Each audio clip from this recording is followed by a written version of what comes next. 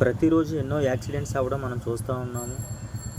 దయచేసి రోడ్డు ప్రయాణికులు, car drivers కానీ, ఆటో డ్రైవర్స్ కానీ, మరే ఇతర వెహికల్ డ్రైవర్స్ అయినా కూడా దయచేసి జాగ్రత్తగా డ్రైవ్ చేయండి చూసుకుంటూ.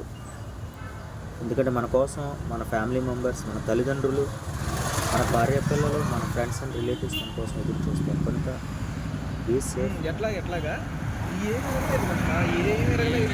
కంట్రోల్ చేయడానికి అట్లా ఏమైందంటే ఎలాగ వచ్చారండి డైరెక్ట్గా అదే ఒక కారు వచ్చేసింది, యువతలేమో ముందు ఒక కారు ఉంది, అది తప్పించబోయి ఇట్లా వచ్చేసింది. ఇక్కడే ఇక్కడ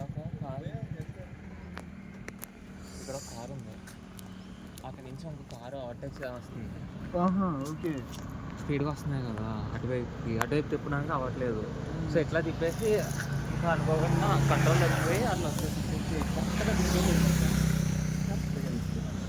ట్రాన్స్ఫర్ పోతలేదు.